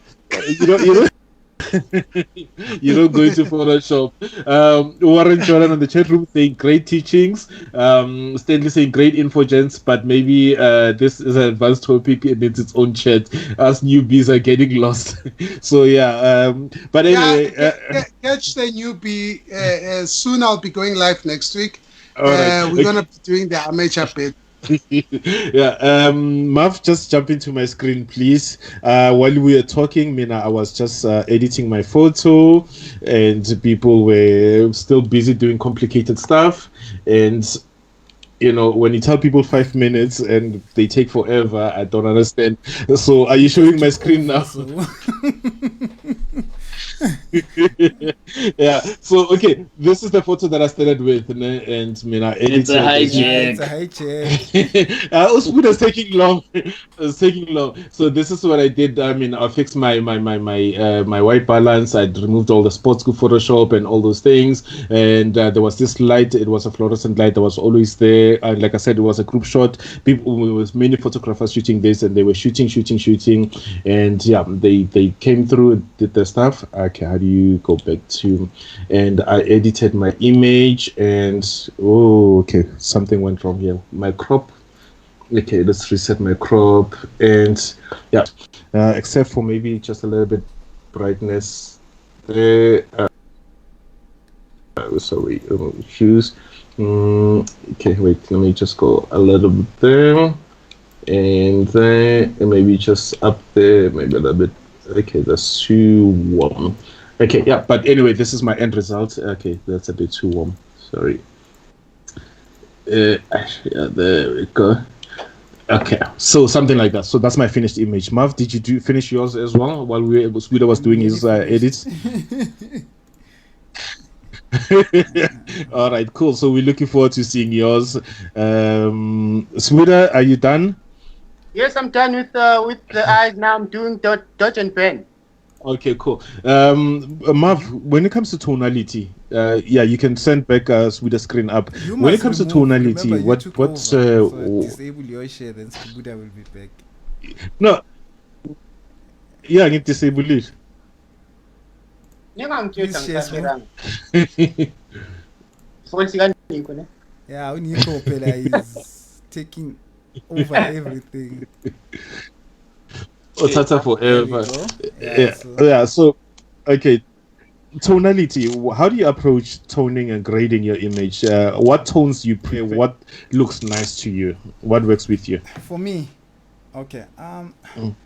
For me, it's I don't know how to it's I would say but it's subtle, but right. If you look at my color grading, it's never really a lot. So I look at my scene, I look at the colors in my scene, and I just try and make them blend a bit better with my subject. So I will look, okay, what was the overall color within my scene, and then I will look at what the model is wearing, and I will try and find a good medium between the two to blend the two together. So I see some people, they do go overboard and it looks nice. I don't have that eye to actually pull that off. So for me, I look at my scene. When you're saying overboard, what Like do you find mean the overboard? trees go from green to purple, or you find somebody who takes green grass and turns it into red grass. But you look at the overall image. Or brown. Okay, who are you talking? Who are you There's talking quite a few about? people online when you look at it. Another person who's doing it lately, Lento, Amy, that is close to me, and he does it so nice. You know, I look at it and I'm like, wow, I wouldn't have thought of doing what he did, because it looks amazing.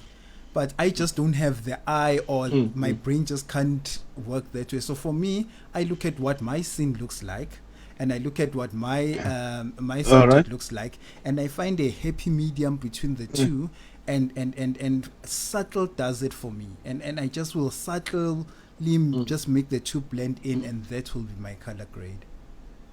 Yeah. Okay. So, you just touched on something which I was leading into. I'm glad you went that direction. A lot of people look at what Amy does and they try to copy him. What are they failing to get right? Because I've seen some. You could see, okay, this guy was trying to go the direction that which Amy was doing, or they were trying to copy Amy himself, but they're not getting it right. What is the most common thing that you see them not doing right, or that's not right on their images? I think for me, Nick, it's the color palette. I think Sbuda has shared this quite a lot. It's you finding those complementary colors. It's not just me going brown grass, purple trees. You need to complement the colors in the color wheel quite nicely. If you look at Amy, he will turn the trees to purple, but what he will do to his skin tones will complement that purple colors within the trees with the subject itself. So it's not just you picking colors out of the blue and saying, well, that's what I wanted, but it's just finding that happy medium that complements each other and makes the image pop. All right. Okay, cool. Now I get you. And then do you feel the same way about selective color? You know, I've seen quite a few photographers use selective color in Lightroom. What are they not doing right that's not coming out, so that, I mean, you help people who are consider doing selective color to Thabang and Ben? You are welcome to jump in if you want to, but Marv, this is directed to you since Buddha's busy editing there. It's difficult to say, Nick. It's each to their own, you know.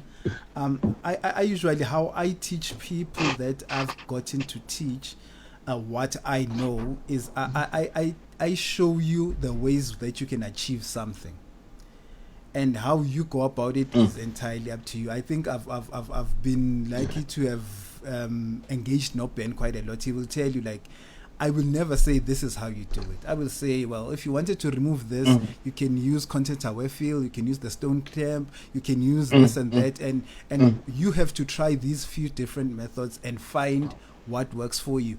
Then I will say to you how I will go about it. This is how I do it. Then I will do it and say, see, I achieved the results this way.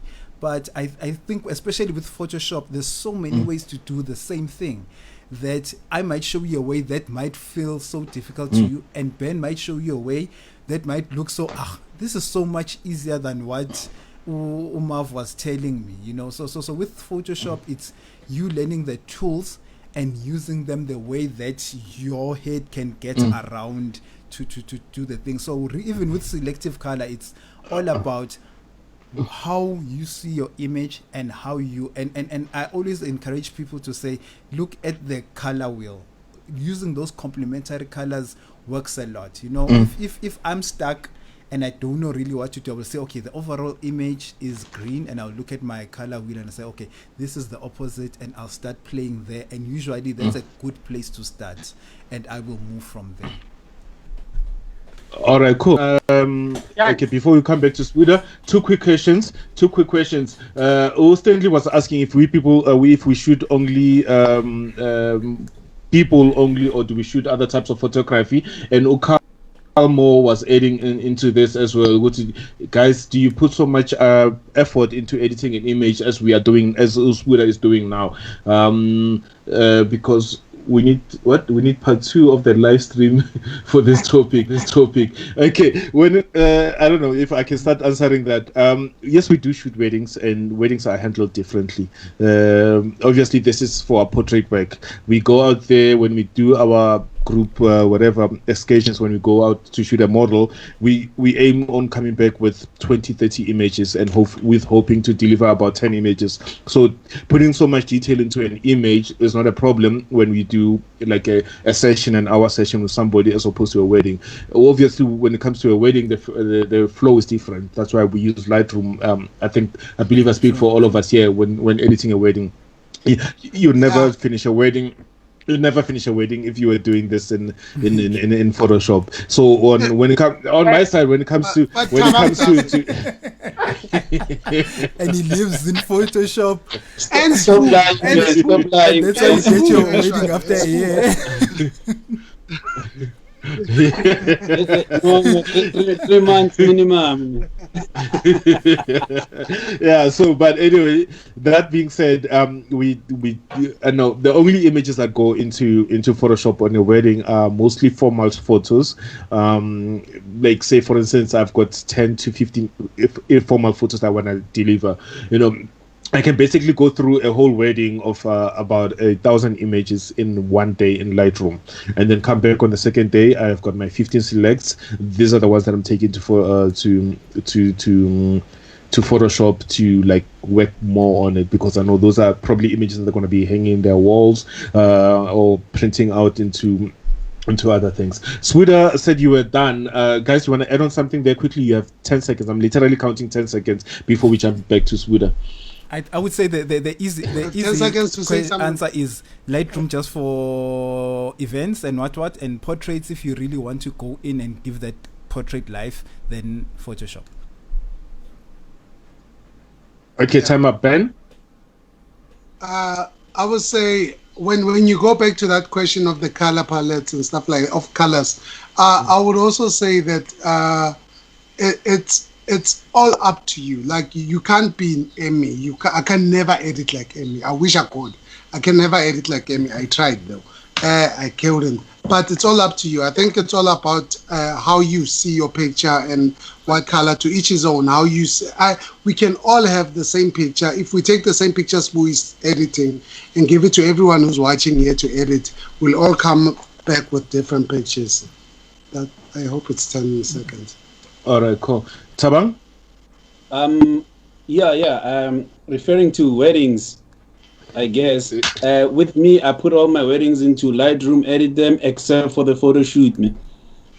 Okay. So the photo shoots, the Lightroom. photo shoots, those are the ones I throw into from Lightroom. I throw them into Photoshop. So I take a long time when it comes to editing the photo shoot of the wedding. All right. Okay, cool. Sweeter, some summary of what you just did. I hope you already posted that image on the chat room. Okay. Is my screen up? Yeah, bo. All right. What I just did here was the first thing that I did was to clean up my image.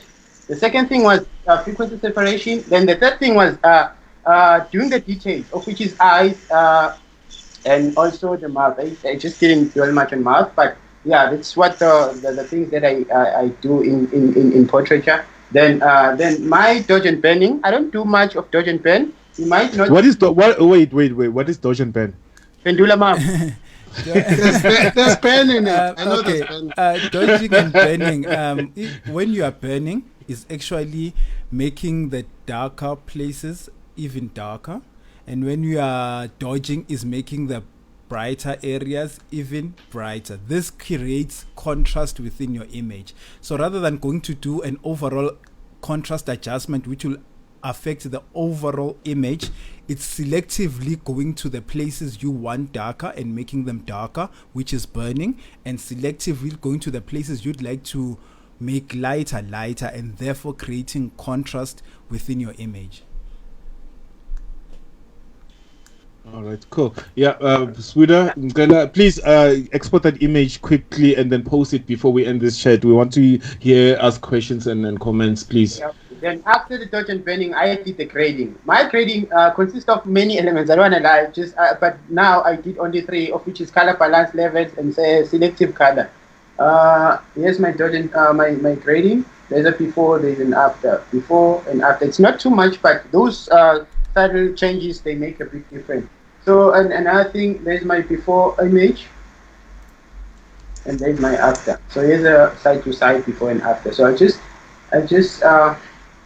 upload this now, so that everyone will see. I hope this helped a lot. That's it from me. Okay. All right, guys. Yeah, like I said, this was going to be a very interesting topic. We haven't met up in a long time, so discussing this this show was quite a bit challenging, but we hope we answered as many as of the questions that you guys had, that you always asked us. And obviously Sweeter does workshops privately and by groups and individually. Umav is yet to start teaching lighting. I don't know why. So 5 rand. Yeah, we hope you yeah, Umav is always willing to share. All you have to do is just inbox him, and most cases. Yeah. And yeah, so that is it. I don't know. Closing parting words. You can find Mav at I'm_Mav_Inc. On Instagram. Tabang is Mwalusi Tabang, and Ben is is it Big Ben Binjo Big Ben what? Yeah, just go Big Ben _Binjo. Yeah, on Uswuda, is it CTTZ or Asas? As good as Lloyd. We're not showing our final images. Tinabanye kanti. No, I'm busy posting mine on to follow its bits. I don't know what you guys are doing. Hey, How? hey, That's what I said. Hey, Siyarojwa la. What That's did I like say, it, guys? I said we must all post the images so bonke abantu bazobona what we were doing. Okay. Okay. Yeah, so please post yours. Will be on a new post comment. Unfortunately, on my side, I cannot edit to this current one, and mine just went up. And I think Nick saying thanks, guys, great show. I hope Makachiso saying I hope it can get to them. I can't remember what he was saying, but anyway, guys, this was a very technically challenged show. It's the first time we're doing a show all together of us in different areas, as we are all under lockdown and keeping the social distance. It's very, very, very important, guys. Let's flatten the curve. This corona thing is real. If we're not careful and we're not complying, we might be in our houses until December. So please stay in your houses, be safe. And I want to say, everybody just say goodbye individually. Let's start with Ben. Stay safe, stay home, sanitize. But they didn't say anything else. And corona safe. All right, Smuda, you want to say goodbye to everyone? Thank you so much, guys, for having me today. I haven't been in the show for quite some time, so it's been really a great time. And hopefully you guys like the way I did my retouching. The door is open, but it's a kulumi amount. But the door is open. Thank you so much. And from me, that's it. Thank you so much. All right. Tabang, did I come to you? No. You Okay, forgot Tabang. that I even existed today. Tabang, go on. No. I don't. I'm still in edit mode, so I don't really know what to say. But keep safe, guys. It's been a while since we've been together. Hopefully, we'll meet soon again. Okay. All right, Mav.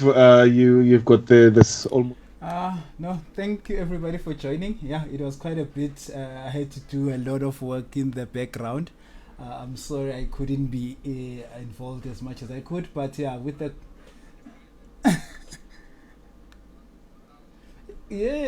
pushing the envelope. Pushing the envelope. Why should we stop now that there is corona when there's technology? Yes, it was the first time I had so many feeds coming to my PC. I'm sure it's smoking right now, but we did it. We did it. So next time it will be quite doable. But stay safe. Please don't go out there and shoot. We don't want to see any of you sick. Sanitize and stay at home. And thanks for joining. We will be bringing you as many shows as you can, and if you need to ask anything, please go ahead and ask. Will be on unkept.media on Tuesday with Mav and I. Mav and I will be on unkept.media. Don't forget to check them out. Very nice podcast. It's a nice short show, between 30 to 45 minutes. They talk about all aspects of photography. They've got usually when they podcast on that day, they have two shows. One in the morning, which is more casual, more relaxed, knowing other people and what they're doing, and then later on they usually focus on one particular thing, either be it a piece of gear or a specific process of something. Beautiful people. Don't miss it. We'll be on Tuesday. We'll be sending all our craziness to them. Candy Mo, who's in the chat room, he also runs something that he a little something streaming. Nice well. He talks about video. He is very, very informative. Don't forget to check Candy Mo on his page to see when the next one is. Steve Castings is also running every day. I think his show is usually at 11, if I'm not mistaken. He's running every day, and we'll have Steve on our show on Wednesday. Don't forget to check that out. Don't forget to check out Ubusang as well. Ubusang has a show now and again. DJ Ubusang, we all know and love him. But guys, thank you for coming through. Thank you for sticking out with us all through all these technicalities. We will get better. It's one day. So yeah, thank you guys and enjoy it. Be safe. Bye bye. Asiculeni phela Thabang i16 ready. Where's the beat? I16 ready. I16 ready. Where's the beat? Chorus nayo. I see.